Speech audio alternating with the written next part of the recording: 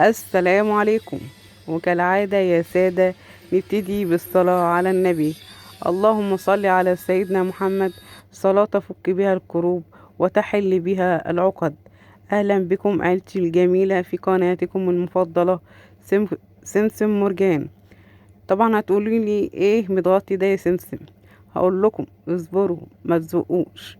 انا حصل معايا موقف، فقلت حبيت اطلعه. لو حصل معاكم الموقف ده انتوا تعملوا ايه؟ انا الحلبة وانا بغسلها نسيتها في المية وسبتها، رجعت لقيتها نفشت. اعمل ايه؟ ارميها؟ لا. هقول لكم بقى تجربتي مع الحلبة لما نفشت. طبعا احنا في العيد والمناسبات وفي شم النسيم بنعمل حاجة اسمها الحلبة المنبتة. خطرت على بالي اللي انا اعمل الحلبة المنبتة. تمام، هوريها لكم دلوقتي.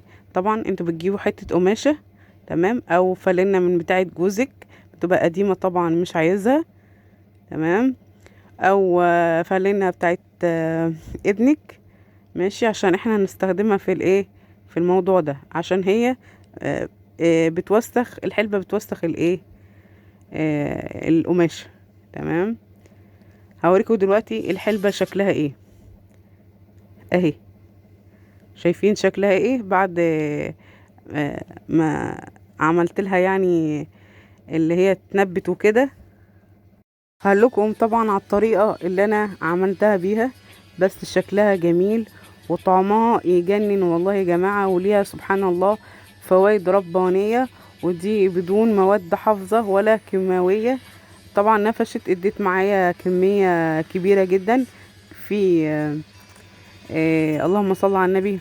آه مصفى تانية غير دي. تمام، تستخدمي مصفى. تمام، وبتستخدمي طبعا حتة القماشة.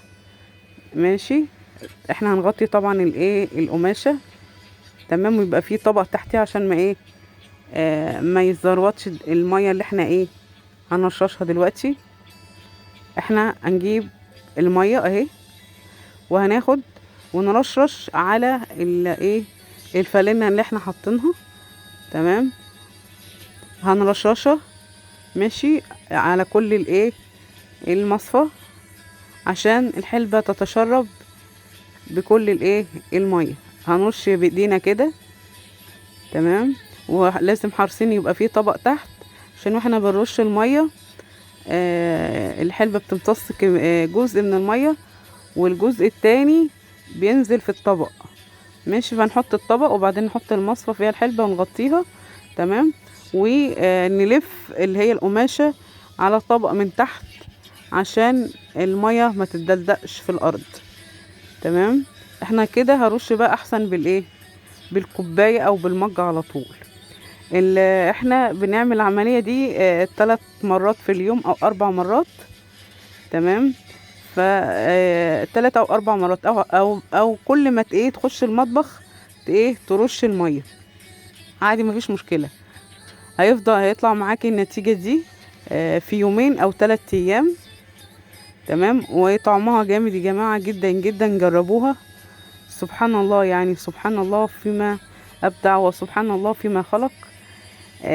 فكرتني ايام واحنا صغيرين، كنا بنزرع الحلبة دي، نجيب علبة زبادي ونحط فيها قطنة، ونحط فيها الحلبة، ونحط بقى ايه، نقعد نسقيها بالمية لغاية ما تطلع وايه وتزرع.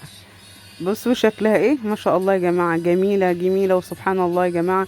دي حاجات مفيدة جدا، مش مضرة جدا جدا يا جماعة، والله ما فيهاش مواد حافظة، ما فيهاش مواد كيماوية. دي حاجة ربانية يا دوبك هي الحلبة وكمان المية، الاتنين مفيدين جدا جدا. هقول لكم طبعا فوائد الحلبة الايه المنبتة. انتوا لما تعرفوا الفوائد دي هتزرعوها في البيت يا جماعة، وهتأكلوها لنفسكم، وهتأكلوها لإيه، لعيالكم. سبحان الله فيما أبدع. هقول لكم دلوقتي على الفوائد والدراسات التي أثبتتها العلم بخصوص الحلبة المنبتة. تم دراسة الحلبة المنبتة للتأكد من فوائدها، وقد أكدت الدراسات الطبية أنها تحمل قيمة غذائية لجسم الإنسان كله في كذا عنصر. أول واحد، يساعد الحلبة بالنسبة للمرأة الحامل في زيادة الحليب لديها في الرضاعة. تاني حاجة تحتوي على نسبة عالية من الكالسيوم يحمي من هشاشة العظام. تساعد الحلبة على تنظيم معدلات السكر بالدم لمرضى السكري، الناس اللي عندهم سكر. تساعد الحلبة في تقوية وتحسين فروة الشعر، وتحميه او تقلله من التساقط، الناس اللي عندهم مشاكل في ايه في شعرهم. تقلل الحلبة من مشاكل الجهاز الهضمي، الناس اللي هم جهازهم الهضمي تعبان، زي قرحة المعدة وقرحة القولون. وتساعد في تحسين وظائف الكبد، الناس اللي عندهم الكبد بتاعها تعبان. وكمان بتساعد في تقوية العضلات والأعصاب، الناس اللي هم أعصابهم تعبانة أو مترخية. والعضلات بالنسبة للناس اللي هم بيروحوا الجيم. وكمان بتساعد الحلبة في إنقاذ الوزن، اللي عايز يخس بيشرب الحلبة دي يا جماعة بس بدون سكر. تمام. وتساعد برضو أو تقلل في من التوتر، وتساعد على النوم بدون أرق. دي يا جماعة فوائد الحلبة. تمام. الحلبة اللي هي المنبتة.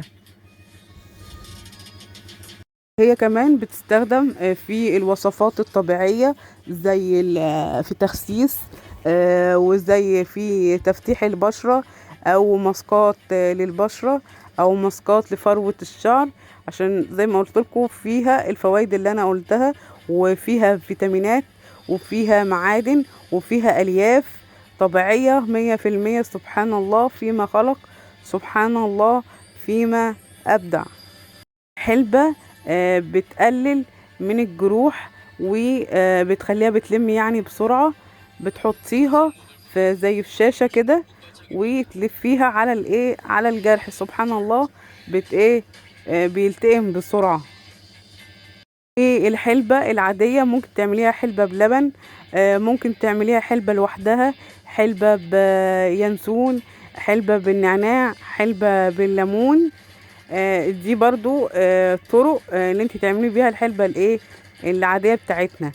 اما بقى بنصحكم اللي انتوا تجربوا الوصفة دي، اللي هي الحلبة المنبتة، جميلة جدا وهتفرحي بيها عيالك، اكنها تسالي وبتاكليها تمام قدام التلفزيون، قدام الافلام، وانت خارجه بره بدل اللب كلي الحلبة. جميلة يا جماعة، وجربوها عن تجربة جميلة جدا، وسبحان الله فيها فوائد كثيرة.